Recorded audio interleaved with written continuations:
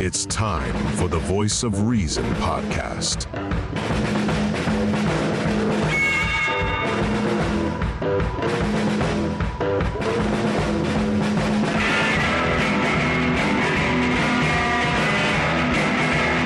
Here are your hosts, Sean Phillips, Andy Van Beber, and Travis Kirkendall.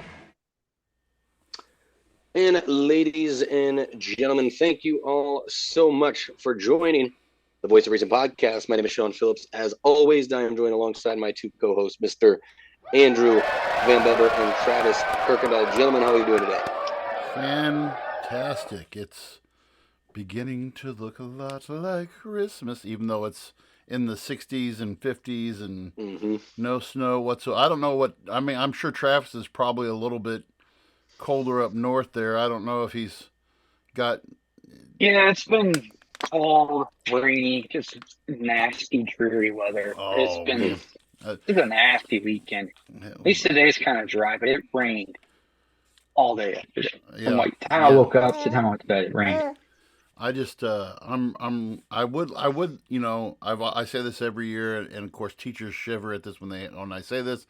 You want one good snow day, get it out of your system, and then let's go punch ahead towards summer break. I mean, this is the 3 days. I feel like every year of teaching is just trying to survive to your next summer break. Oh, you know what? Six and a half more, boys. 6.5 more. Who's counting, right? And I'm ready. I am. As soon as Bryson walks across the stage, I'm calling in sick for the last week of school. You know, and it's a wild ride. But I tell you what, Christmas break is like, you know, it's a day. I'm making it, man. We're making it. We only got 3 days left until Christmas, and that's about where I'm at right now. Yeah, it's actually kind of crazy how fast it's come up. I am not ready for it. I do have all my Christmas shopping done, though. I am. That makes one of us. Yeah, you know. Yeah, I got a few more things to get, unfortunately. Yeah, so. Let's go rob a bank. Did you guys? You didn't hear that on the show. No. Tell me about it. It's So tis the season for Bidenomics to be doing its work on. And you say that, you know what? This year. So have you guys seen the meme that's out there? I don't know how much truth there is to it, but it, you know, from Home Alone.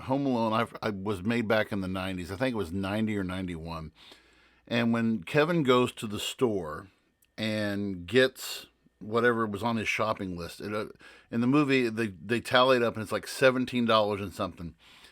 A year ago, that same shopping list was like $40 or $50, and this year they said it's $77 for that same. I was like, wow, we've really come a long way since 1990. Of course, I can remember my first year teaching. I could fill up a shopping cart for less than $100, and now it's $100. Well, and I think there's a screen grab from Die Hard where gas, like at a gas station, is like 70 cents. Yeah. Per gallon. Yeah. Yeah, I remember being a kid, like, my dad would take me to school in the morning, and like, we always stopped at the gas station, and we'd be like, damn, gas went up. And I remember the prices at like $1.20, dollar. Oh, God, we'd kill for that. Low dollar. We'd kill for that today. Oh. You know, I can say this though. In Kansas City, we have been blessed with lower gas prices than a lot of the other parts. Yeah, you have. And I filled the other day, so no joke. I made the mistake. I was like running on low, and then I forgot to fill up coming home from work because I was like in a rush to get home. And then I went and took a friend at like 5 a.m. to the hospital. He was having a surgery. And by the time I dropped him off at the hospital, my miles to E was on 9. Nice. So then I drove because it was, mind you, in my head, the hospital he was supposed to go to was like right next to his house. But no, he went to one that was like across town, several miles away, like through downtown. And so I dropped him off. I went to Costco and I filled up. So basically at zero, filled my tank, 12-gallon tank, and spent less than $30. Wow. So what is gas? I mean, what is gas? How much is that? I think when I filled up, it was like 248 or Oh something like that a man, gallon. That's that's amazing. Yeah, fantastic. but I mean, like that same trip to the gas station in Los Angeles would have Oh been God, $70-$80. that There's no like it's so that's expensive out there. ridiculous. It's like minimum of 5 and some change per gallon, Oh man, like 5.60, stuff like that. It's nuts. yeah, the times we live in. And speaking of the Hmm. times we live in, um, I'll just throw this out there, and I'm just waiting for Sean's punchlines. But new over the weekend, Capitol Hill rocked by sex tape scandal featuring famous Senate hearing room 216 of the Hart Senate Office Building. A apparently a tape went public last week of a staffer who worked for it was Senator Ben Cardin. He's a Democrat from Maryland, and the tape is of two men getting funky over the dais in Senate Room 216, and so the staffer has since been let go. But they're saying that there's no criminal charges that they're going to go after because it wasn't done in public. But he could be done for. He could be. This guy could be. Criminal provision is lewd, indecent, or obscene acts. But hey, I only. mean, I thought it was just a scheme from Bruno. I mean, basically, right? Did they have a bicycle, or was it just, Oh, that's your guys' department. scam, old school? Do we have Yeah, details of it? getting funky with it I need to hear the nit and grit of it. getting funky with it is the Oh, new way to say Was Ron Paul taking part it of it? in. It was Rune Pool. If I couldn't stoop Rune Pool, how was I supposed to? Yeah. No, well, I whenever this came out, it's funny because this guy has one option, and it is to lean heavily into OnlyFans now. Like that is, if I'm him, because your career in politics is over. Actually, you know what? No, I say that, but I don't think it is. I'd say he was Oh, you already. can market this. I'd say You he can already. market you this. could, yeah. I mean, he's the only politician really taking it to the Senate. Taking it in the Senate, taking it to the Senate. That's the slogan that I think If you want to know he how to take could it to the he could man, run on. that's how you Take it from the do man. it, literally. Take it Yeah, from the yep. man. There Yeah, you go. I That and the I pitch. I can't say that I'm surprised, but it is funny that things like this is that you could be, like I said, you could be at the insurrection, go to jail for 10 years. You take it in the ass on a Senate committee hearing floor. No, And you're on just the told, dais. It was on on the dais. It was And then on so the yeah. dais. I mean, if you look on X, all they have is the blurred out, but the guys bent over the front of the dais and Taxpayer dollars hard at work. you got very that. hard. Yeah. Very hard at work. And of course, Yeah, when you go to the right. news, when you go to I find it also entertaining that when you go to I got the news story, the basis of it from Fox, and they show this picture from the same spot the guy was doing the act on, and they have this big jar of Purell and Clorox wipes right there against the dais wall. So I'm like, I think you're going to. You want to know what would have been funny? Like what would have made it perfect is if he was like wearing a mask, like wearing a COVID mask. Gotta protect yourself. Oh man, you got to protect. Here's a new round of COVID going through, and that's the shame though. Is like oh man. Never mind. I can't make this joke. But I was gonna say, like, why is it now? We finally get a good sex tape on location, and it couldn't have been like, Monica and Bill. Couldn't have been like Sarah Palin or something cool like that. Why do we have to get this just staffer? Or why couldn't have because here's the thing. There's a good chance that the CIA, the FBI, someone has footage of Dr. Bill Clinton and old Monica Lewinsky partaking in the old cigar, the infamous cigar. Like that happened, in the White House. So that footage of it has to exist. Well, I mean, ever since Lyndon Johnson, I mean, they've had every conversation that happens in the Oval Office is taped. So there's at least audio footage somewhere. Yes, there's audio footage. And I wonder what that sounded like. Monica Lewinsky's really. Oh, God. Bill, what's going on in there? Nothing, hell dog. Calm down. Calm down over there. Getting my pants pleated. Just give me a minute. Getting changed. Shaking hands. Yeah, I was getting changed. Oh, geez. Oh, God. He's tugging his beard. It just goes to show what a clown show it is out there.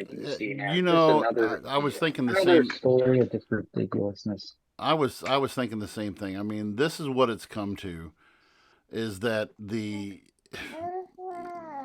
people who are elected in office. I mean, I've said this often, and I think there's a reflection of. Well, granted, I mean that was an aid, though, right? It's an aid, but still, it's a, you can't. I don't. They still represent right, but it's not a. When you look at society as a whole today, I mean, it's not fair. You can't point fingers at other people.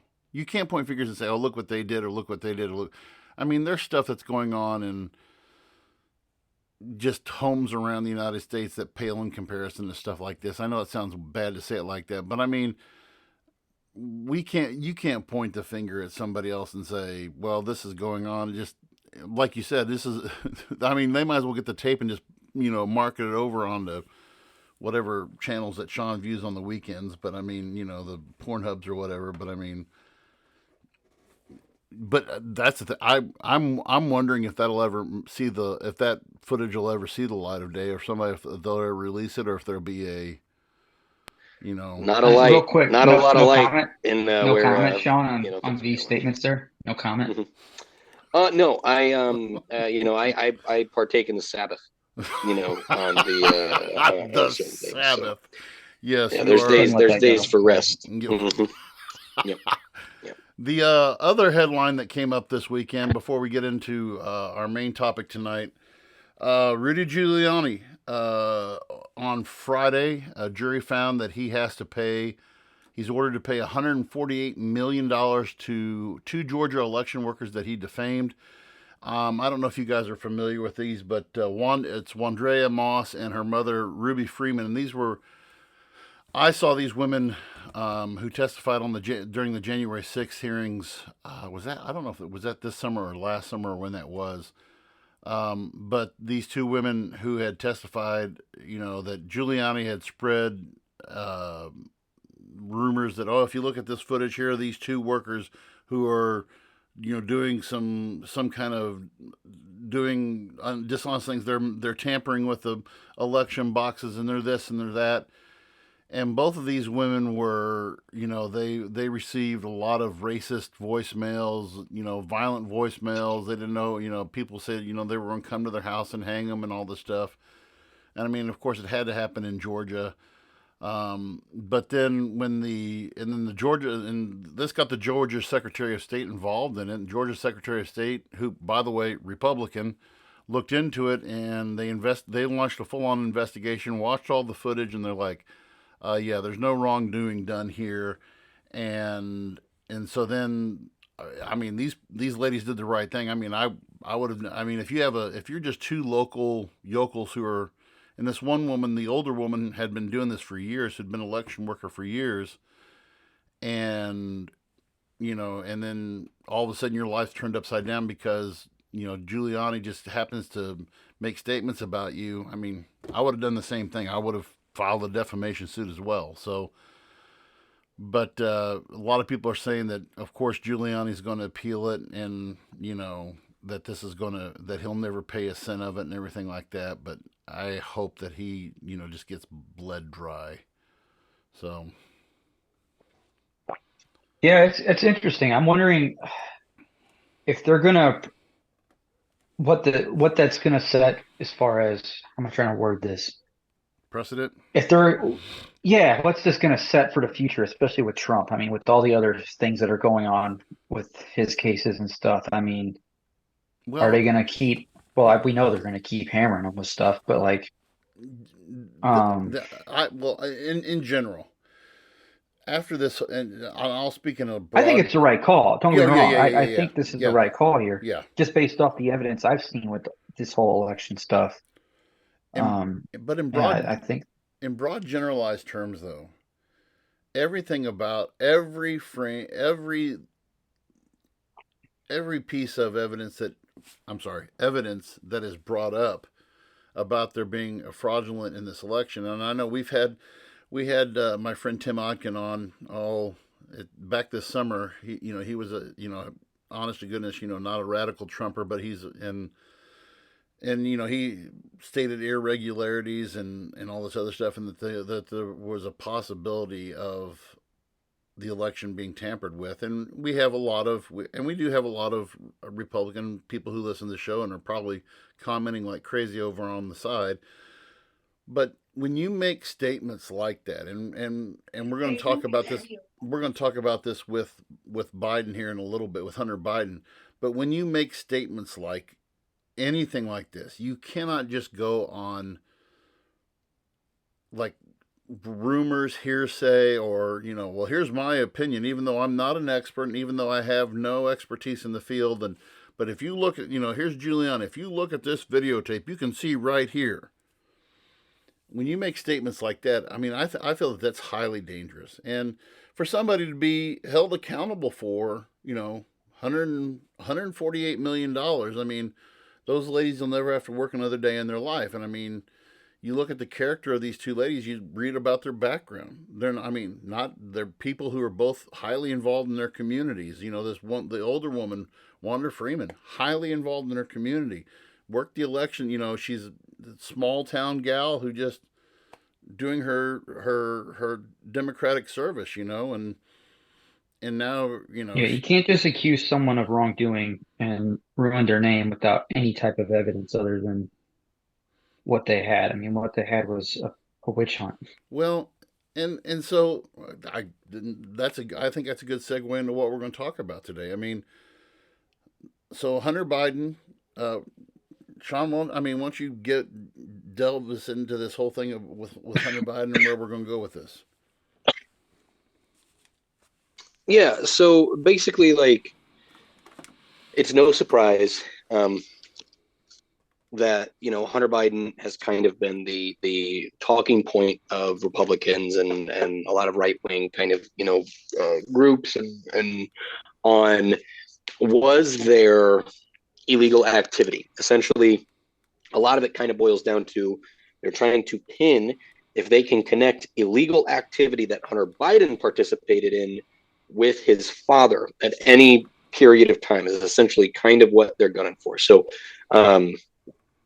essentially, this is, I'm going to read this. This is from the oversight.house.gov. Okay, so this is from a government website. This is not from Fox. This is not from anybody. So this is going to be the breakdown from a .gov website. Okay, so I'll do the breakdown. So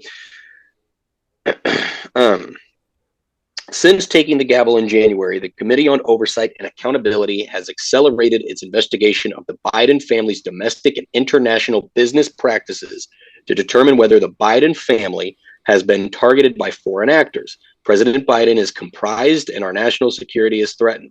Records obtained through the committee's subpoenas to date reveal that the Bidens and their associates, this is from the .gov website, mind you, .gov. Committee subpoenas to date reveal that the Bidens and their associates have received over $20 million in payments from foreign entities. So below is a timeline that details key dates in their investigation. So main points of interest are Romania.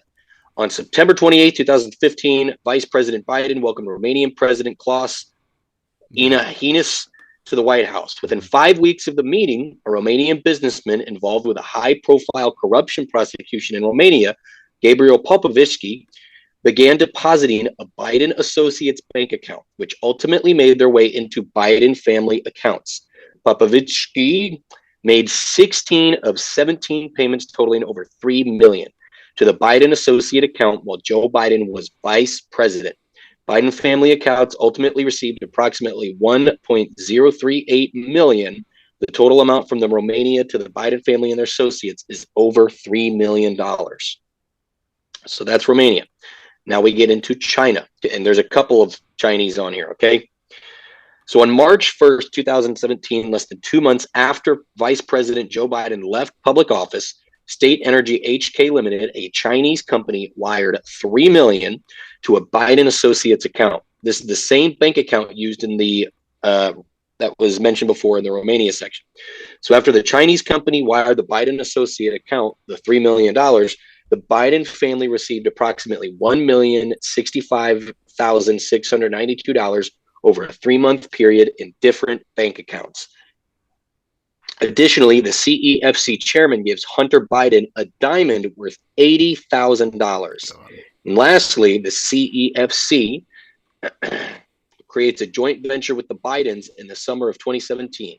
The timeline layouts of the WhatsApp messages and the subsequent wires from the Chinese to the Bidens of $100,000 and a wire of $5 million. The total amount from China, specifically with the CEFC and the related entities to the Biden family and their associates, is over $8 million. Good night. And we'll keep diving, but I'll end on this one. In Kazakhstan, so on April 22nd, 2014, a Kazakhstani oligarch used his Singaporean entity Novatois Holdings to wire one of Hunter Biden's Rosemount Seneca entities $142,300. The very next day, April 23rd, 2014, the Rosemount Seneca entity transferred the exact same amount of money to a car dealership for a car for Hunter Biden. Hunter Biden and Devin Archer would represent Burisma in Kazakhstan in May/June of 2014 as the company attempted to broker a three-way deal among Burisma, the Kazakhstan government, and a Chinese state-owned energy company. So essentially what it looks like we're seeing here is a lot of bribe money, or a you scratch my back, I will scratch your back, especially because the Bidens were a family that were in power. So more or less, even if, Grandpa Joe was not directly involved, his son was. And by his son taking this money, hence and this money ending up in Biden family households, goes to show that there seems like there's a lot of collusion and a lot of you do this for me, I'll do this for you. For money laundering. Quite literally. And I mean, this goes into Hunter Biden joining a board of directors for a company in the Ukraine. And basically, without going into that, the total amount from Ukraine to the Biden family and their associates is $6.5 million. So if we wonder why billions upon billions upon billions have been sent to the Ukraine, it was, scratched my back at the time, scratch yours. And then this is the last one here from Russia. I'll actually read this one. On February 14th, so Valentine's Day of 2014, a Russian oligarch and Russia's richest woman, Yelena Baturina, wired a Rosemont Seneca, that same entity mentioned above, $3.5 million. On March 11, 2014, the wire was split up. $750,000 was transferred to Devin Archer, and the remainder was sent to Rosemont Seneca Bowie, a company Devin Archer and Hunter Biden split equally. In the spring of 2014, Yelena joined Hunter Biden and Devin Archer to share a meal with then Vice President Joe Biden at a restaurant in Washington, D.C. The total amount from Russia to the Biden family and their associates is $3.5 million. Now, is that information that Gov is that? Are we assuming that's from the committee, like what they've uncovered with the whole paper trail? Yeah. So this is the Committee on Oversight and Accountability. Okay. And then to add to that, on December 7th, then a federal grand jury charged Hunter Biden with a scheme to evade taxes on more than $1 million in income from foreign businesses. He faces 3 counts of evasion of a tax assessment, failure to file and pay taxes, and filing a false or fraudulent tax return. If convicted, he could face a maximum of 17 years in prison. So this is just what. First off, Sean, thanks for finding that link. That is, Yeah, that was perfect compared to the stuff we had. That is exactly what we were looking for.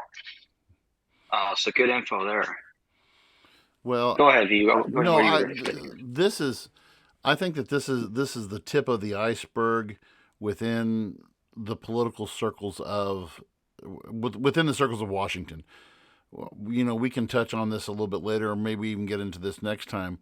But there are committees. These oversight committees are now starting to look into different congressmen or anybody who's got connections to anybody.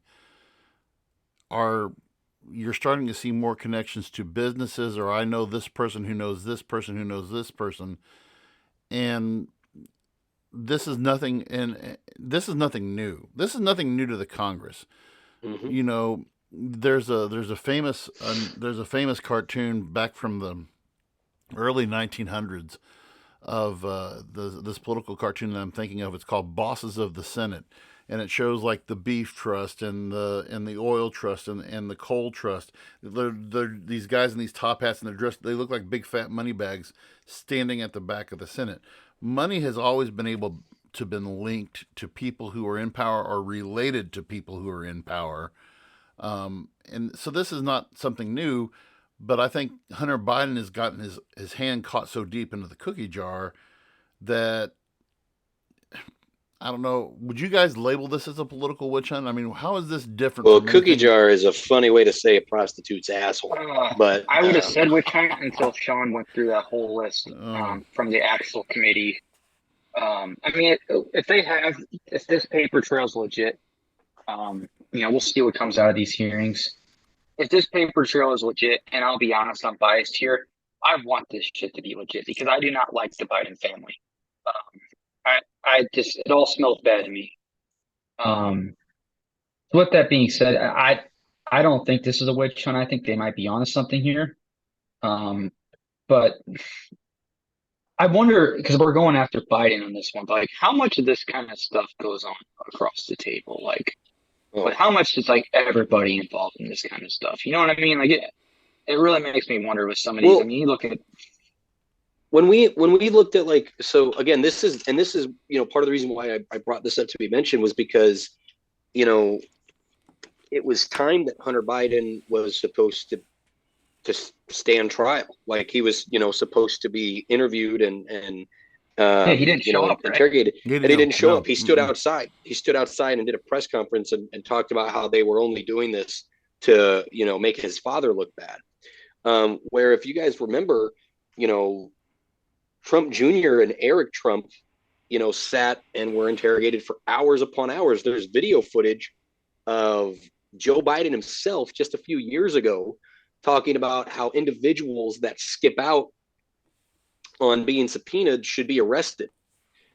And yet here's his son doing just that, going, and he's like, oh, it's, they're just trying to pin my son down, because they have nothing better to do to get to me. Mm-hmm. It's all hypocritical. Right. And let me just say, I mean, if any of us were accused of this kind of stuff, and we decided, we're not going to go to a congressional hearing, we're going to do a press conference outside. You think any of us would have gotten away with that? No, we'd be in handcuffs and be awaiting trial.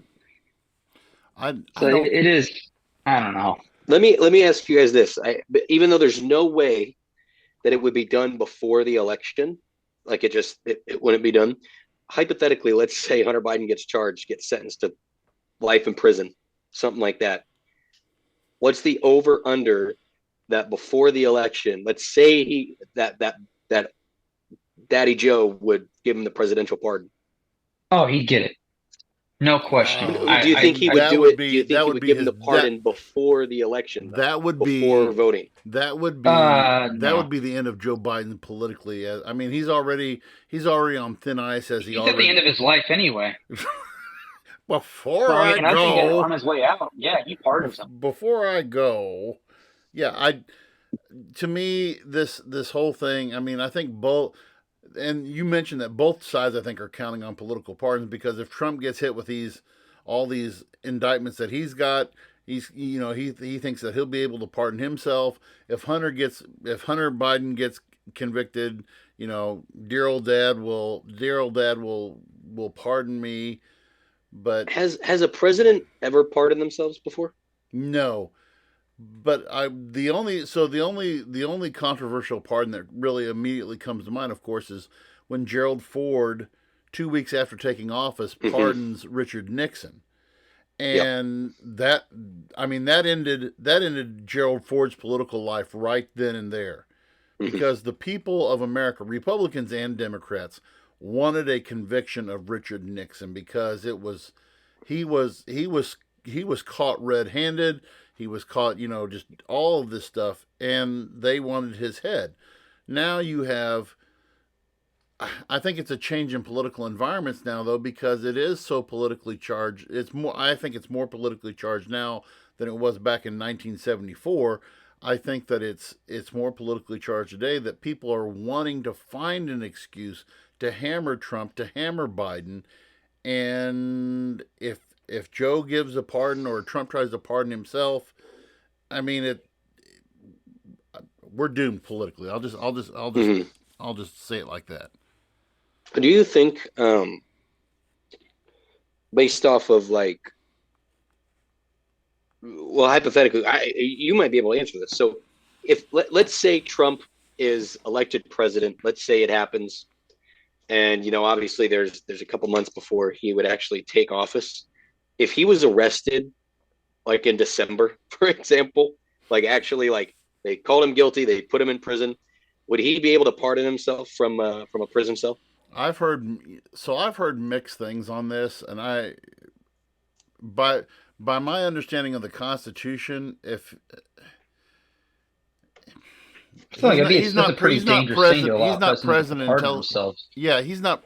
I don't know if he's officially not president until Congress certifies the vote on January the 6th. So he's technically not president. But if he was in jail, like if he got arrested on January 4th, and that's going to present. And I just look at how this. When you look at, I look at this and I see all the political back and forth. I mean, when you look at how, if you put a timeline, and I kind of did this week, and I don't know where it's at now. But I'd put some. You put the timeline. We talked about the timeline of Hunter Biden. When you put Hunter Biden stuff next to Donald Trump stuff, it's very. I don't know if it's suspicious is the word I want to use, as it goes back and forth. Something happens with a Trump indictment, then a Hunter Biden, then a Trump, then a Biden, then a Trump, and then a Biden. If you put these two timelines, and I think somebody did it, I don't know if it was the Times or who did it, but it was really unique to see how this has just been a back and forth. And so I'm waiting for the next, I don't think the Giuliani thing was the real big poo that hit the fan after the stuff with Hunter. But I mean, to me, it's just, there is, unless you're totally devoid of political common sense, you can see what this plays into, because, like you said, Travis, if this had been anybody else on any other standard or on any other scale, this would have been done, over with, see you later. But because this is Joe Biden and because this is Donald Trump, we are seeing this trading, shooting across the bow here, and we're seeing a lot of that. And I think what's interesting too, I mean, I was reading on this timeline as well. I mean, they had asked Biden, I think, right before.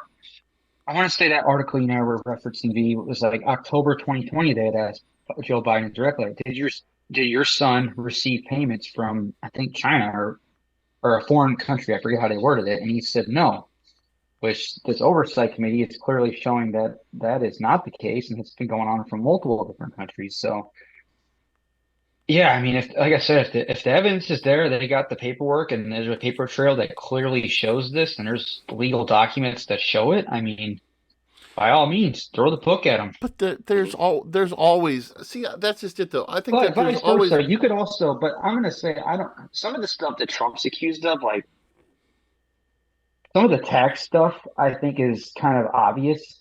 Like I don't know how he gets out of some of the tax stuff. no, I Like don't for either. example, like Right.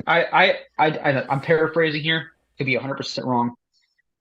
To my knowledge, he had one of his properties. He got out of paying a bunch of property taxes because he lied about the value of a property.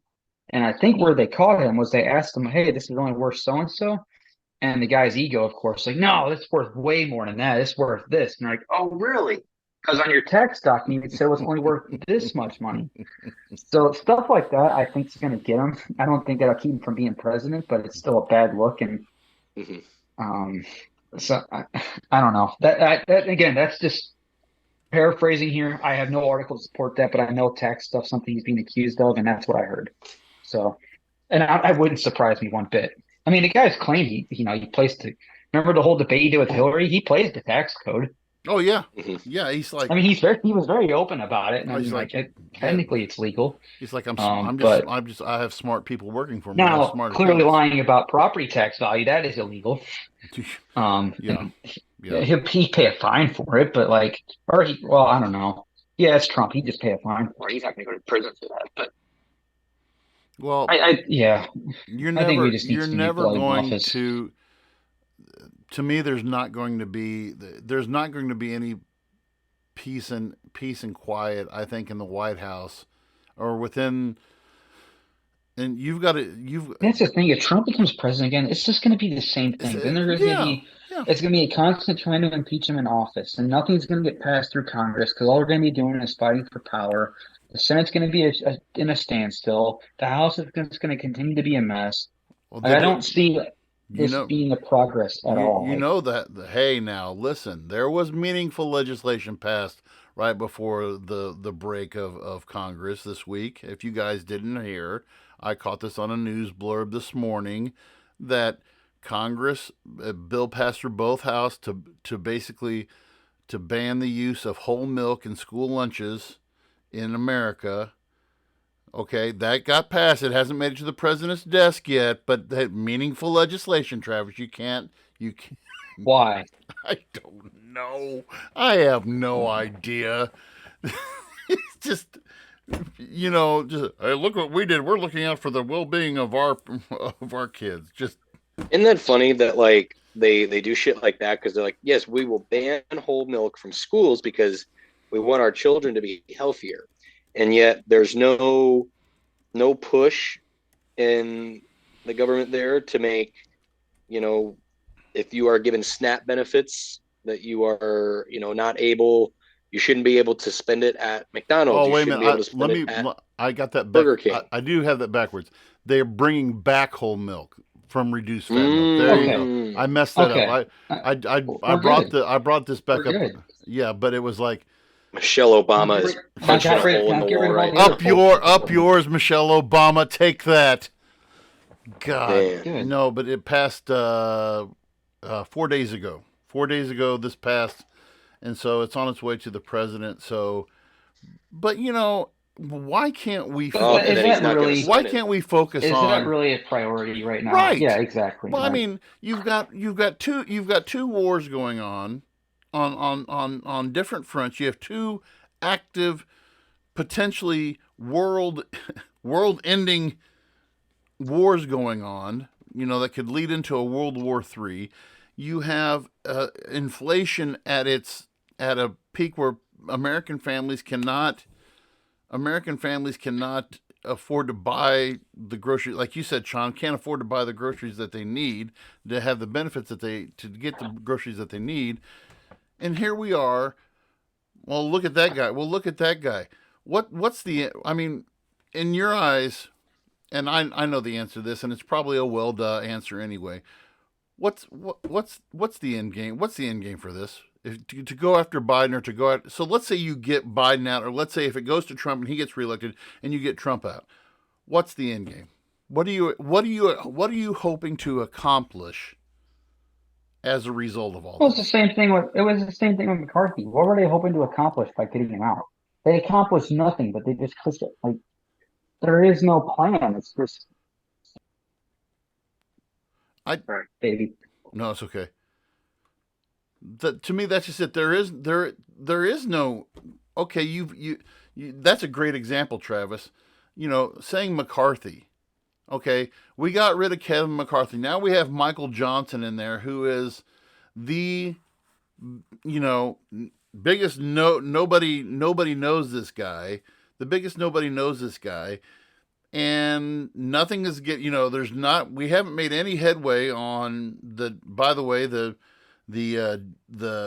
debt moratorium is it January the 4th or 5th. I think it's set to.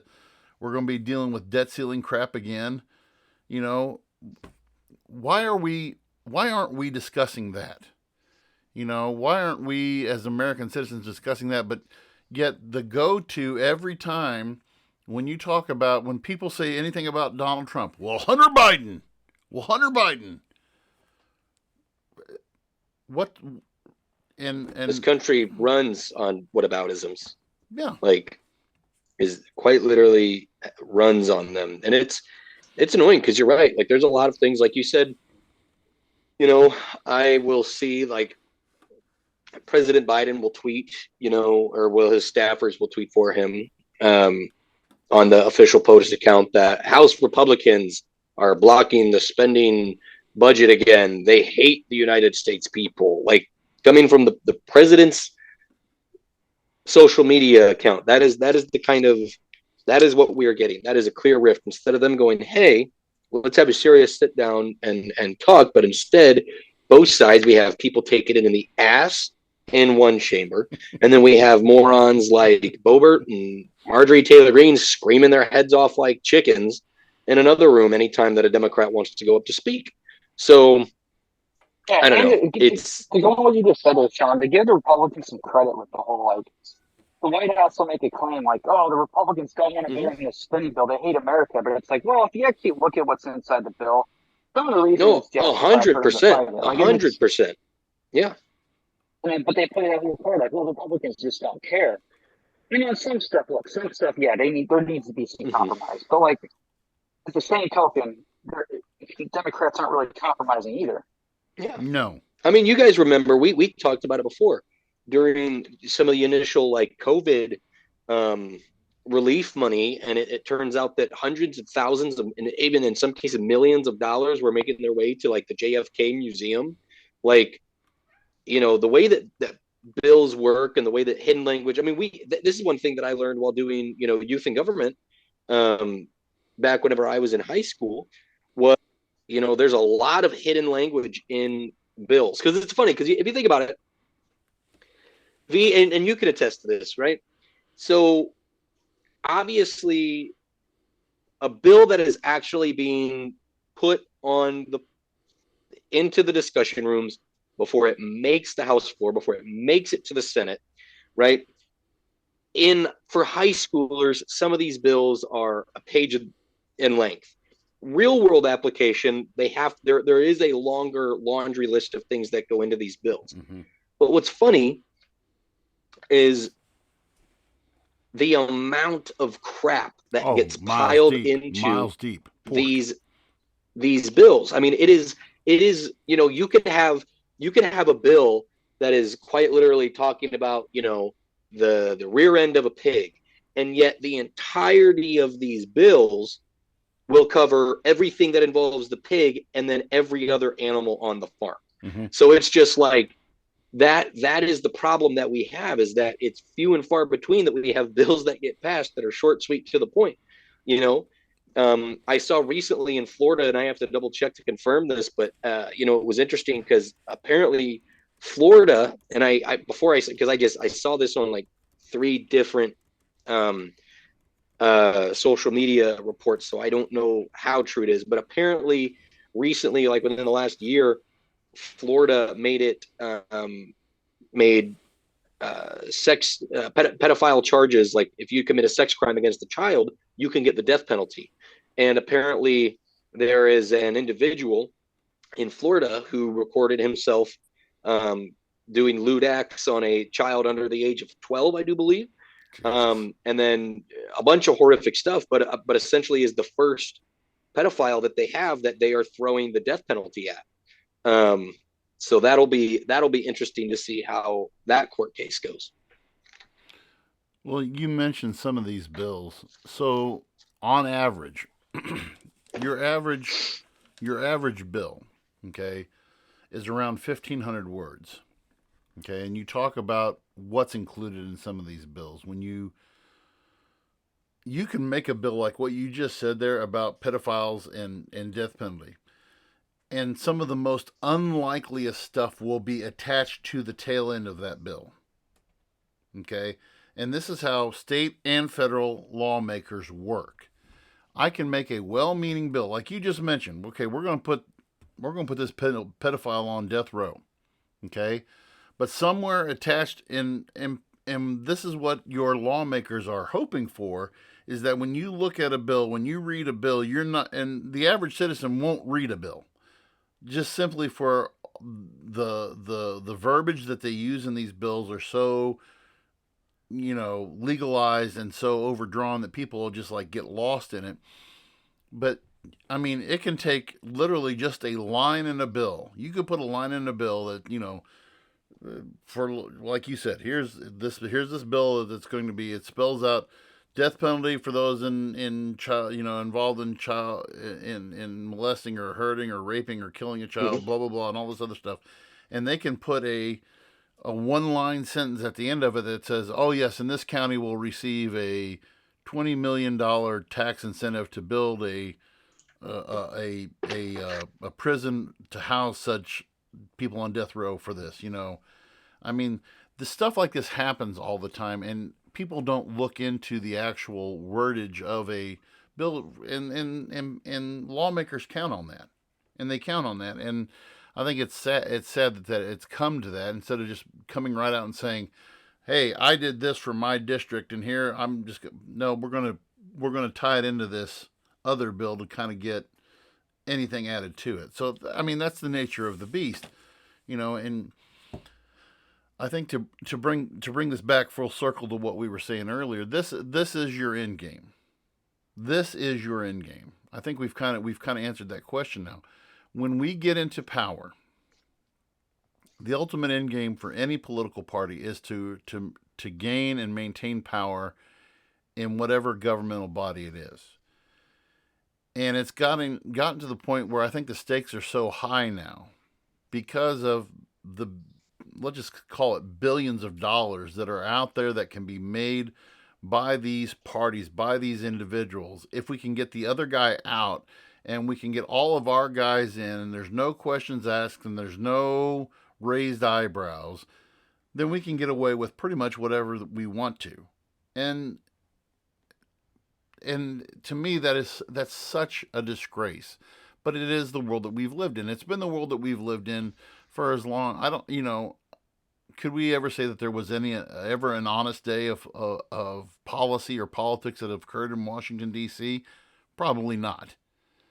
But the whole to me, the whole thing just sickens me as to what this all boils down to. Joe Trump. And like I said, we're not going to see political peace until both of these guys, and I hate to sound like this, but until both of these guys die and they get off the political landscape, and we get fresh faces, or even relatively, some who aren't even geriatric in there to run for office, that we'll still see this continue. Well, as long as Trump keeps going to UFC events, I don't think that's going to happen anytime soon. It's a man of the people right there. Yeah. Last night at the UFC, where was the UFC fight at last night, by the way? Las Vegas, right, Sean? Yeah. Yep, it was in Vegas. I'm sure that Donnie didn't make any side trips to visit any side chicks or anything like that. But he probably went to the Mayweather Club. What's the Mayweather? Now you.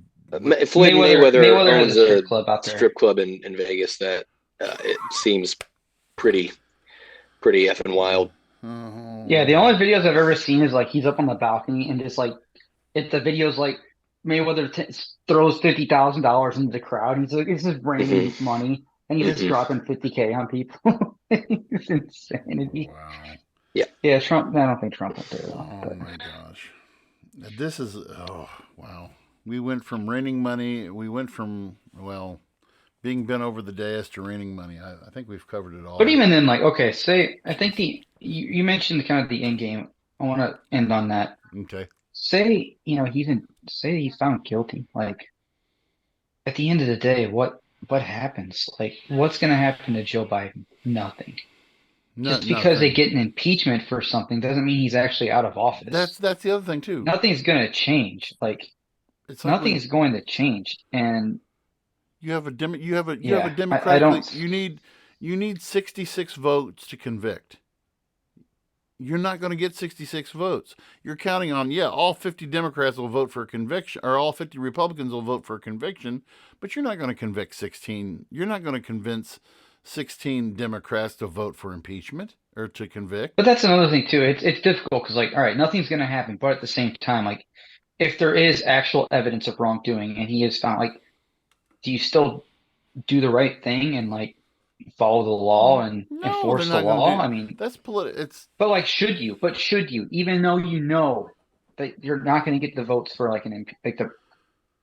should you still enforce it even though you know? Like, should you still make that example? Like, the only person in my mind who would have been an example to be made of was Richard Nixon. When you look at for sure. When you look at the 3 impeachments that occurred, well, technically 4 if you count Donald Trump twice. When you look at those impeachments, Andrew Johnson, political theater. Okay, Bill Clinton, political theater. Donald Trump, I mean, the first one definitely political theater. Second one I could kind of see, but at the same time political theater. When you're doing this, there's no real goal in place in my view, because at the end of the day, you have to have a 2/3 vote in the Senate to convict. Now, Andrew Johnson with his conviction came 1 vote short of conviction. That's the closest we came. Richard Nixon resigned because he knew the writing was on the wall. He knew that he was going to get hammered, and his own party was ready to crucify him. Richard Nixon's party was ready to crucify him at that point, and they were going to crucify him, and rightly so. But when you look at, as much as I dislike Trump and as much as I dislike Biden, in my view, and I consider myself to be politically centrist on this, there's nothing that you can convict these guys of that's detrimental to the security of our country. When you look at what it says in the Constitution, treason, bribery, high crimes, and misdemeanors. Those are the impeachable offenses. Okay? Treason, bribery, high crimes, and misdemeanors. And the framers left high crimes and misdemeanors as this vague, wide open door to, we can't write it, we can't say everything that they can be charged for, but let's just throw in high crimes and misdemeanors.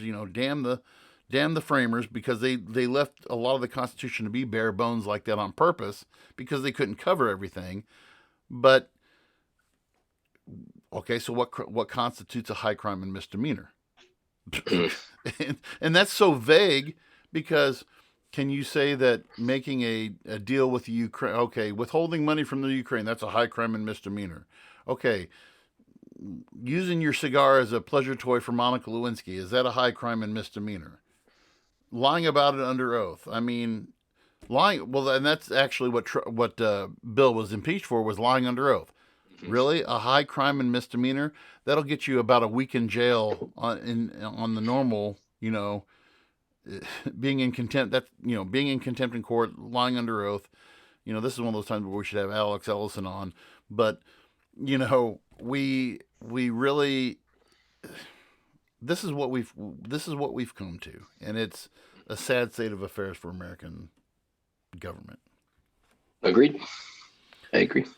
One other thing before we head out tonight, I did mention Alex Ellison, and we at the Voice of Reason, I don't know if you guys have heard this or not, but I'm going to go ahead and announce it. We do want to send our condolences to the Ellison family. Alex Ellison's grandfather passed away Friday evening. We do want to pass along, Alex is probably our most used guest that we use on the show, and we know that he's an active listener, and we do want to send out our condolences to the Ellison family in this time of mourning. So Absolutely. Our best goes out to the Ellison family. And but yeah, hey, continue to support us on the on all of our. We're getting a lot of feedback. We still got about 400 fans to go on TikTok, so we can broadcast our filth on TikTok as well. You know, very soon. That's where the money will be made. Yep. So no, thank you. No, seriously though, thank you guys all for listening. And some of you guys will kind of notice some of the formatting of how how we release the show is changing a little bit. But trust us, it's for the better. It makes our schedules align a lot better, and takes a lot of the stress of parenthood off of our backs, and allows us to kind of continue to put the show out more frequently, regularly, without interruptions and stuff like that. But again, thank you all so much for listening. And we do want to say too, we will probably not be on next week because of the Christmas holiday. Correct. But be following, and we'll keep you up to date. So I'm sorry, Sean, to interrupt. Always. No, you're good. Be a friend, tell a friend, and we will see you guys as we head. Maybe our next episode, as we hit the new year, will be like a New Year's resolution, and line it out for what we've got for 2024 and what some of the things we have in store are for you guys. See you later. Thank you for listening to the Voice of Reason podcast. Be sure to check out our other content on Facebook, YouTube, and TikTok.